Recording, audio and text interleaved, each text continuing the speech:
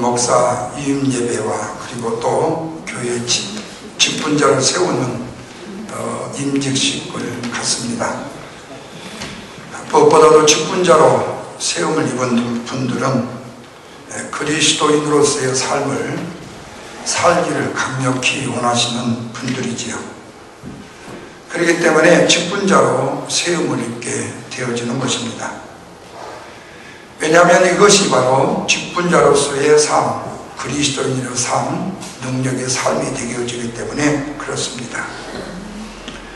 이런 의미에서 우리가 세상이 아름답다, 세상이 참 좋다라는 의미는 아직도 이 세상에는 사람을 감동시키는 사람들이 우리 주위에 종종 있기 때문에 그렇습니다.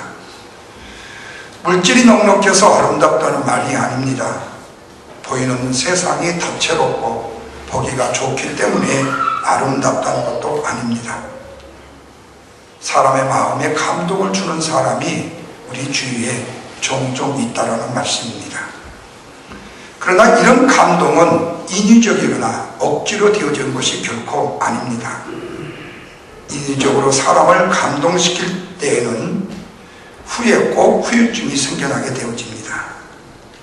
진정한 마음에서 우러나는 감동은 강요가 아니기 때문에 그 감동은 인위적인 향수처럼 풍기는 게 아니고 자연적인 꽃에서 나는 향기를 풍기는 우러나오는 것과 같기 때문에 그렇습니다. 목회를 하는 목사의 목회의 기쁨도 바로 이런 것이라고 생각합니다. 감동을 주는 성도를 만나는 것입니다. 그 즐거움과 기쁨이라는 것은 목회에 그동안 어렵고 힘들었던 부분들을 깨끗이 다 말끔히 씻어버릴 수 있는, 정말로 세상에서 맛볼 수 없는 아름다운 그 감동의 축복이죠. 그런데 우리의 인생이라는 것이 참 묘해서 냉수 한 그릇 놓고도 감동할 수 있지만 때로는 억만금의 금을 갖다 주어도 감동이 안 되는 경우가 있습니다. 그래서 감동이라는 것은 아무에게나 아무나 끼칠 수 있는 것이 아니고 아무에게나 아무나 경험할 수 있는 것이 아닙니다. 다시 말하면 이것은 하나님의 은총, 하늘의 은총이기 때문에 그렇습니다. 우리가 다른 사람에게 감동을 주는 것도 어렵지만 내가 감동된 사람을 만나는 것도 쉽지가 않습니다. 이 말은 감동이라는 것이 정말로 귀하고 아름다운 것이지만 아무나 겪는 것은 결코 아니라는 말씀이지요. 감동이라는 말의 사전적 의미를 찾아봤더니요, 이렇게 말합니다. 감정이나 기력을 포함한 용어로 사용한다. 다시 말하면 혼합의 감동, 혼합의 감동이 바로 감정이 감동이다, 이렇게 말해요. 다시 말하면 사랑이 느끼는 쾌감이나 불쾌감이 감동이라 이렇게 말합니다. 그래서 감동이 있으면 뭐를 느끼느냐? 쾌감을 느끼게 됩니다. 그러나 감동이 없으면 뭐를 느끼느냐? 불쾌감을 느끼게 되어져요. 그래서 성경은 감동할 줄 모르는 사람을 창조적인 능력을 잃어버린 사람이다, 이렇게 말합니다. 다시 말하면 영적인 성장이 멈추어버린 사람이 바로 감동할 줄 모르는 사람이다. 그런데 여러분, 바로 이 시대는 정말로 그렇습니다. 어쩌면 우리 주위에서 감동이라는 것을 쉽게 찾기가 어렵고 발견하기가 어렵고 감동을 누리기도 너무 어렵다는 말씀이에요.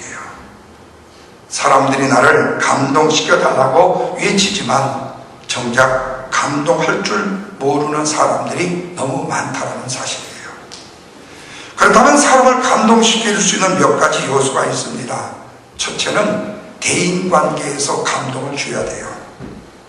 다시 말하면 사람과의 관계에 원만한 관계를 누리기 위해서는 감동이 있어야 합니다. 친절한 태도로 진실을 말해야 합니다. 그리고 또한 내가 대접을 받기를 원한다면 남을 반드시 먼저 대답할 줄 알아야 합니다. 다시 말하면 내 자신의 감정을 잘 조절하고 사람들의 도움자가 헬퍼가 되어야 된다는 말씀이에요. 언사를 주의해야 되겠지요. 긍정적인 자세를 유지해야 합니다. 의욕적인 기분을 누리게 되고 모든 인간의 관계에서 대결이나 원한의 관계를 품지 말고 복수하려는 마음도 갖지 말아야만 합니다. 무엇보다도 내 자신의 인생과 자신의 이웃을 사랑해야만 합니다. 그리고 내가 처한 지금의 환경이 아무리 어렵고 힘들고 고통스러워도 그 환경까지라도 품고 사랑할 수 있는 마음이 우리 마음에 있어야 된다는 거예요. 그리스도인들은 감동을 찾는 사람들이기 때문에 그렇습니다. 그래서 그리스도인은 감동할 것에 감동할 줄 알아야 되고, 감동할 때에 감동할 줄을 알 때 큰 것보다도 작은 것에도 더 큰 감동을 느낄 수 있어야 되고, 귀한 것보다는 순수한 것에도 감동을 느낄 수 있는 사람이 되어야 된다. 이것이 바로 주님을 닮은 삶의 모습이기 때문에 그렇습니다. 하나님께서 천지를 창조하시고 빛이 하나님이 보시기에 좋았다라 말씀해요. 이 말은 하나님께서 빛을 만들어 놓으시고 그 빛을 보시면서 뭐 했다는 거죠? 감동을 느끼셨다는 말씀입니다. 야, 좋다. 참 멋있다. 엿새 동안 하나하나를 만드시면서 매일매일 하나님은 감동을 연발하셨습니다. 그리고 마지막 날 인간을 만드실 때에도 그 모든 창조를 끝내시고 크게 감동하셔서 이렇게 말씀합니다. 야, 참 너무 좋고 너무너무 아름답다. 당신의 형상으로 지음을 받은 우리의 인간을 보시고 하나님이 감동하셨다고 말씀하십니다. 여러분, 이렇게 우리를 지으신 하나님, 우주 만물을 창조하신 하나님께서 감동을 아시는 분이십니다. 그러기에 오늘 우리 그리스도인들이 바로 이 감동을 본받아야만 합니다. 그래서 아름다운 것을 보고는 아름답다고 말할 수가 있어야 돼요. 그리고 하나님의 거룩하신 그 능력의 솜씨를 보고 귀하다고 감동해야 합니다. 다시 말하면 우주가 돌아가는 그 우주의 파노라마 속에 하나님의 감동의 역사가 지금 거기에 역사되고 있기 때문에 우리가 바로 그 일들에 감동할 수 있어야 된다. 여러분, 감동을 많이 느끼는 사람일수록 예술가가 많습니다. 왜냐하면 어떤 삶을, 어떤 환경, 어떤 일, 어떤 것을 통해서도 느끼는 감동이 느껴지기 때문에. 여러분, 혹시 한국에서나 타지에서 손님이 오셨을 때에 여러분들이 여행을 시켜드릴 때예요. 눈산을 모시고 간다, 마운틴 레이니어를 모시고 간다, 아니면 등등의 어디를 이렇게 모시고 가면 야 좋다, 야 이런 데가 있었어요, 이렇게 막 감동을 하면요, 모시고 간 내가 너무너무 익사이팅이 돼. 참 잘 데려갔다. 그런데 이런 거 호주 가면 있어. 이거 아이고 책에서 많이 봤어. 그러면 내가 다시는 너를 데리고 오는 거 봐라. 화가 나요. 왜 사람이 그 모양으로 생겼죠? 그렇게 좋은 걸 보고 좋다고 얘기하면 어디가 덧나나요? 교회 안에서도 여러분 신앙생활도 마찬가지 아닙니까? 오늘 어떤 성도의 모습을 보고 어떤 일들을 보고 어떤 사건을 보고 그 안에서 좋은 것을 좋다고 감동할 줄 아는 감동이 느끼는 사람들이 얼마나 다른 사람들의 마음속을 기쁘게 하고 즐겁게 해줄 수 있느냐 그 말이에요. 그래서 대인관계의 감동을 느끼는 사람이 바로 다른 사람에게 감동을 줄 수 있는 사람이다. 또 하나는요, 성령으로 감동해야 되겠죠. 인간적인 관계에서 감동을 느꼈다면 이제는 주 안에서 감동을 느낄 줄 알아야 돼요. 구약에는 하나님의 신이 감동했다는 말씀이 여러 곳에서 나옵니다. 신약에도 성령의 감동을 받았다는 말씀이 여러 곳에서 나와요. 이 말씀은 무엇을 의미하냐면 하나님의 영이신 성령께서 우리를 격려해 주시고 우리를 도와주심으로 인하여서 우리의 마음이 움직여진 상태를 바로 뭐라고 말하느냐면 성령의 감동이라고 말합니다. 여러분, 우리는 감동이 메마른 시대가 지금 현실의 시대의 모습이기 때문에 우리는 그 시대를 지금 살아가고 있어요. 그런데 우리 그리스도인만큼은 우리 주님이 내 마음속에 성령의 감동을 주심으로 인하여서 나를 만져주시고 나를 잡아주시고 격려해 주심으로 내 마음의 문들이 점점 열려지게 되는 거죠. 그래서 성령의 감동은 인간의 힘과 능력으로 스스로 느낄 수 있는 것은 아니지만 하나님의 권능의 능력으로, 하나님의 말씀으로, 하나님의 내려지는 은혜로 말미암아서 내 안에 누려지는 아름다운 감동이지요. 그래서 우리는 감동을 하나님의 영적인 숨이라고 말을 합니다. 숨. 이 말은 감동의 주체가 하나님이심을 뜻하는 거예요. 그래서 여러분, 성령 안에서의 감동은 하나님이 주신 선물이요 하나님의 소유인 것을 믿으시면 아멘 하시길 바랍니다. 하나님의 숨은 바로 생명이에요. 하나님이 흙으로 사람을 지으시고 그 코에 생기를 불어넣으시니 뭐가 됐다고요? 홀리 영이 됐다고 말씀하고 있습니다. 하나님께서 흙에 숨을 불어넣지 않으셨다면 우리는 영의 사람이 되어지지 못했을 것입니다. 바로 여기에 하나님의 숨결과 하나님의 생명이 있는 것입니다. 흙이지만 하나님의 숨만 있으면 우리는 뭐가 있는 거예요? 감동을 느낄 수 있는 거예요. 오늘 우리의 인간의 재질 자체가 바로 흙입니다. 바로 흙으로 지어진 우리 존재는 바로 그 안에 하나님의 생명의 생동이 있기 때문에 우리는 감동하는 삶을 살아야 될 존재예요. 만약에 경우에 오늘 우리가 하나님의 그런 감동 어린 존재로 지음을 받았는데도 불구하고 우리 삶 속에 감동이 나는 이제까지 한 번도 없었다, 나는 다른 사람들에게 감동을 한 번도 준 적이 없었다라고 한다면 오늘 우리는 참 연약하고 불쌍한 인생이 되어줄 수밖에 없겠죠. 질그릇 같은 우리의 인생이지만 그러기에 우리는 하나님의 숨만 있으면 살 수가 있습니다. 그래야 성령의 감동을 받아 성령 감동된 삶을 살 수 있기 때문에 그래요. 여러분, 성도가 영적인 숨을 잘 쉬면서 살아갈 때에요, 영적으로 살이 찌게 되어져요. 나 혼자만 숨을 쉬는 것이 아니라 하나님과 함께 쉬는 것입니다. 그래서 하나님의 생명 있는 숨에 우리는 그 호흡을 맞추어 가는 거예요. 여러분, 주의 일을 감당하면서 때로는 얼마나 힘이 드는지 몰라요.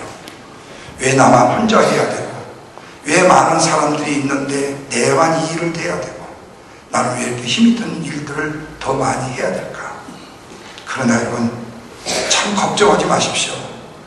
그렇게 일을 해서 하나님이 그 생명을 걷어가신 적은 없습니다. 오히려요, 하나님의 일에 열정과 열심을 쏟지 못했을 때에 그 생각과 열정이 어디로 나가면 세상으로 나가서 세상을 돌아보게 되어질 때에 우리 여기 메말라지게 되면 우리는 피곤도 훨씬 더 많이 느끼게 되고 우리의 생명의 부족함도 훨씬 더 많이 느끼게 되어져요. 왜?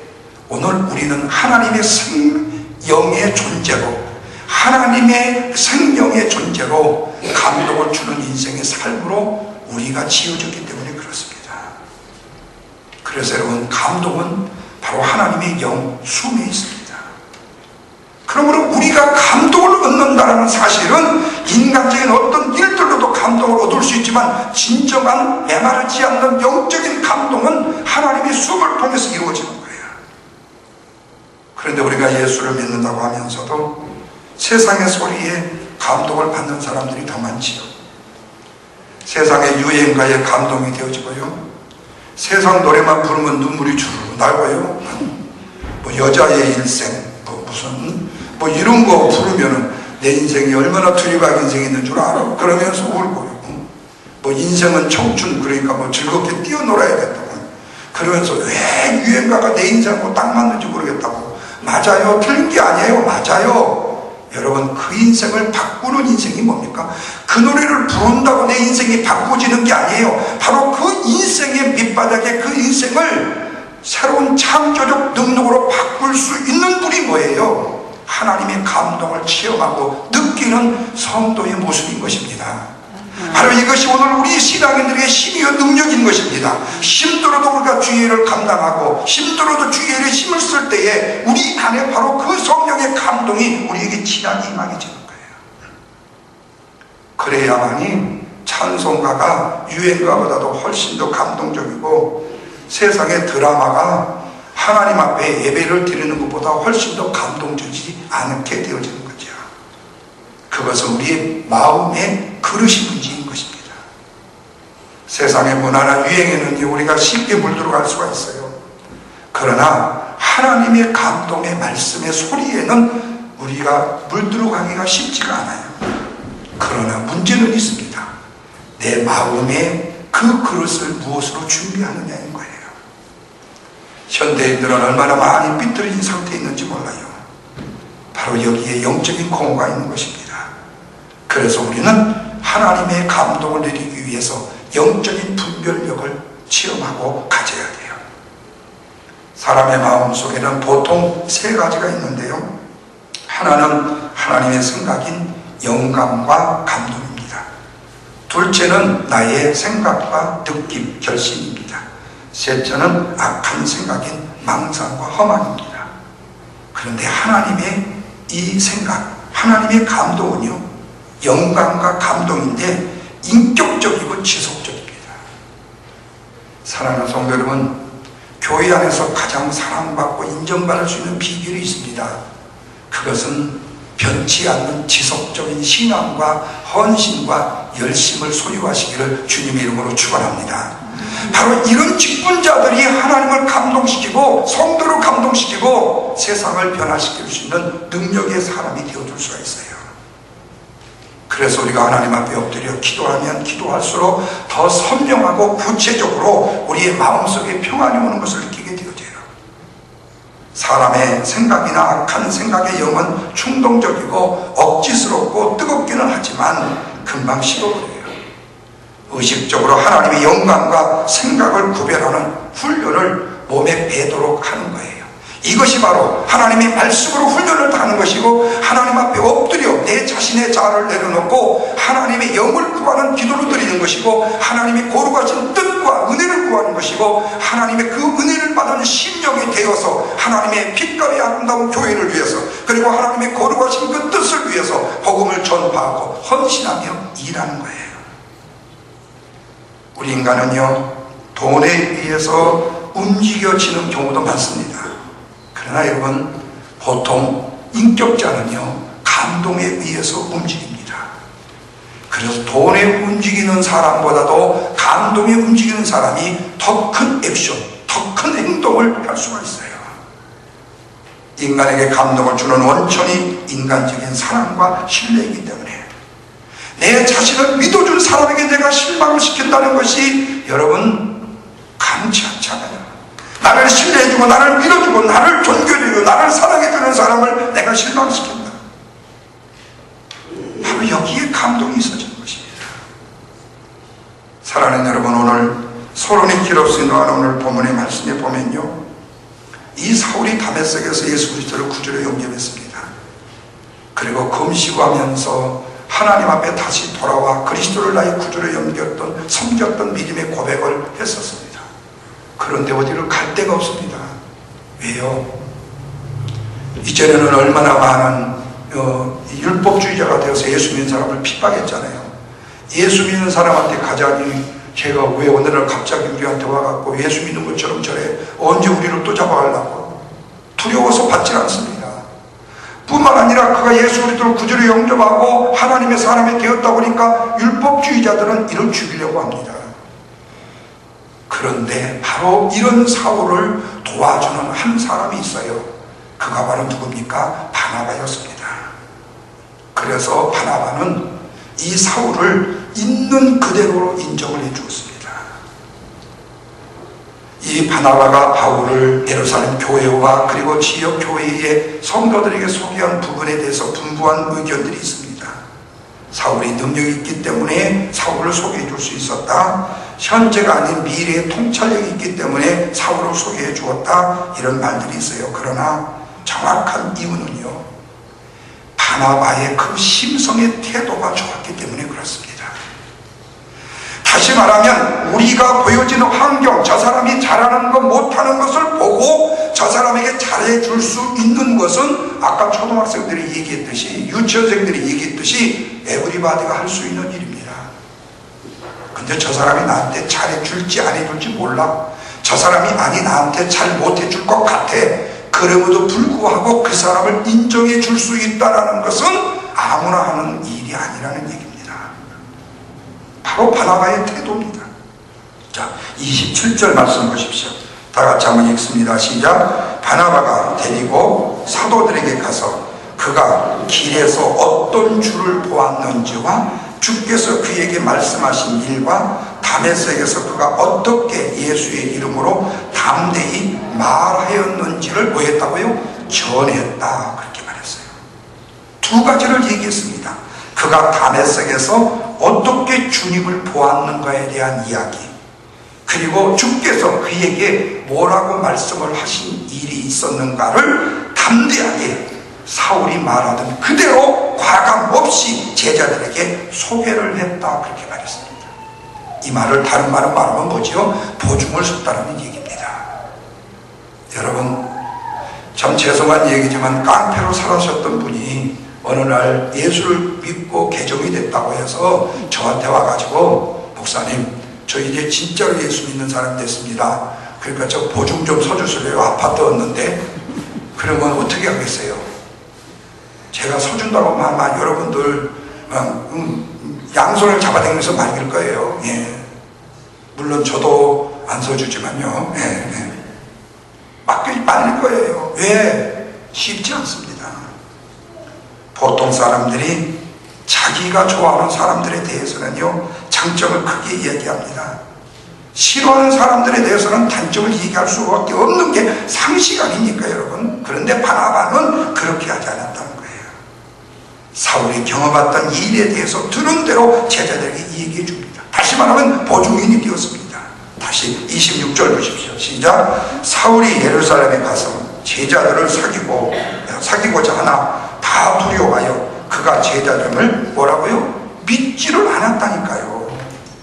사울을 환영하는 사람이 별로 없었어요. 그런데 바로 그 발판을 뒤집고 올라갈 수 있도록 바나바가 디딤돌이 되어 주었고 보증이 되어 주었다는 말씀이에요.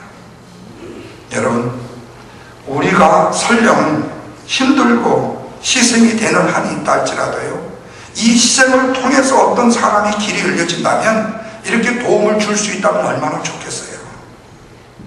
자신의 역량으로 다른 사람을 섬기고 세움받을 수 있을 때 우리는 약해진다고 생각하는데, 손해라고 생각하는데 오히려 더 강해질 수 있다는 말씀입니다. 바나바는 이 사울을 소개함으로 인하여서 그의 사역이 훨씬 더 넓어졌습니다. 보십시오. 28절이요. 시작. 사울이 제자들과 함께 있어 예루살렘에 출입하며 29절이요 주 예수의 이름으로 담대히 말하고 헬라파 유대인들과 함께 말하며 변론을 하니 그 사람들이 죽이려고 힘쓰거늘 형제들이 알고 가이사랴로 데리고 내려가서 다소로 보내니라. 자, 헬라 말에 유창하고 지성적으로 무장된 사울이 이들에게 주의 복음을 전하게 됐는데 바로 그 결과가 어떻게 됐느냐. 여기에서는 엄청나게 힘들었던 그 일들을 여기서 전하지 못하고 어떻게 갔다고 그랬어요? 그 뒤로 다소로 보냈다. 다시 말하면 사역이 여기에서 그 사울에 대한 두려움으로 인하여서 그 사울을 거기에 두지 않고 어떻게 했다고요? 다른 나라로 보내서 더 큰 사역을 할 수 있게 됐다는 거예요. 우리는 이렇게 생각합니다. 내가 가지고 있는 이것을 내가 빼앗기면 나는 하나도 없어. 그런데 내 것이 다른 사람에게 주어질 때에 더 큰 역사가 일어나는 것을 믿으시면 하면 하시길 바랍니다. 바로 이런 역사가 어디서 일어났느냐. 이 사울이 핍박을 받고 어렵고 힘들어. 그때에 바로 이 바나바가 이 사울의 사역을 인정해줘서 다소로 보내는 일들. 그러다 보니까 사역이 넓어짐으로 인해서 결국에는 헬라인에게 전도가 되어지고 예루살렘에서 든든한 사역을 하게 된 겁니다. 사랑하는 성도 여러분, 꼭 기억하십시오. 동력자와 함께 일하게 될 때에 나이벌이 생기는 것이 아닙니다. 오히려 내 인생이 넓어지는 비결이라는 거예요. 바나바의 사역은요, 동력자와 함께하는 사역이었습니다. 동력자를 세워주니까 자기가 훨씬 더 커졌습니다. 그로 인하여 아낌없는 헌신과 섬김의 사람이 되었습니다. 다시 말하면 아무런 조건 없이 자기 자신의 자를 내어놓고 하나님의 교회를 섬기는 일꾼으로 세움을 입었어요. 사랑하는 성도 여러분, 이렇게 형편과 환경과 조건을 넘어서는 섬김과 헌신의 사람은 많은 사람을 감동시키는 거예요. 하나님께서 오늘 세움받은 사랑하는 우리 장로님과 우리 안수 집사님들을 이런 헌신자가 되기를 원하시는 것을 믿으시기 바랍니다. 바로 이들이 누굽니까? 바로 하나님을 영화롭게 하는 기쁨의 성도들인 것입니다. 하나님께서는 바로 이 사울의 변화를 통해서 바나바의 사울의 동력을 통해서 큰 감동을 받았습니다. 바나바는 정말로 따뜻한 마음의 소유자였습니다. 바나바의 도움으로 사울은 예루살렘에 출입할 수 있었고 교인으로 떳떳하고 담대하게 교회 생활을 시작할 수 있었고 복음을 강력하게 증거하게 되었습니다. 바나바가 신뢰하면서 사울을 격려하고 위로했기 때문입니다. 하나님의 일꾼으로 바라보는 이 바나바의 놀라운 영적인 통찰력이 바로 우리를 감동시키는 거예요. 바나바가 아니었다면 여러분, 인류 기독교 역사상 예수님 다음으로 가장 위대했던 사도 바울을 잃어버리실지도 모른다는 사실이에요. 여러분, 오늘 우리에게도 옳다고 인정되는 일에 내가 손해볼 것을 각오하고 생명을 던지는 모습의 사람들이 우리 주위에 있을 수 있습니다. 내가 손해볼 줄 알면서도 내가 내 몸을 던짐으로 인하여 다른 사람을 감동시킬 수 있는 믿음의 사람이 있습니다. 이런 사람이 남의 성공을 진심으로 기뻐해주고 내 성공을 이루어가는 직분자, 사명 있는 성도의 삶인 것입니다. 사랑하는 성도 여러분, 오늘 직분자 여러분, 저와 여러분의 마음속에 바나바의 모습이 있는지요? 하나님을 감동시키고 사람을 감동을 주는 믿음의 사람이 필요합니다. 바로 이런 위대한 믿음의 능력자들이 필요한 것입니다. 우리가 하나님의 교회에 감동을 주는 성도로 세움을 입을 때 교회는 평안의 세움을 입게 될 것이고 주를 경외함과 성령의 위로가 아름다운 교회에 더 임하게 될 것입니다. 이럴 때 바로 주를 믿는 자의 수가 더 많아질 것입니다. 그래서 바나바와 같은 사람이 필요한 것입니다. 그러므로 우리는 바로 직분자들이, 우리 성도들이 이런 바나바와 같은 이로자, 그리고 디딤돌이 되어주는 믿음의 아름다운 사람, 그리고 다른 사람에게 감동을 줄 수 있는 믿음의 사람, 되어서 우리 명성교회가 하나님께 더 큰 감동을 드리는 2016년도가 되고 사랑하는 성도들이 되어서 우리의 빈자리를 채우고 죽어가는 영혼을 구원하는 구원의 역사가 일어날 수 있는 큰 감동의 역사가 있기를 주님의 이름으로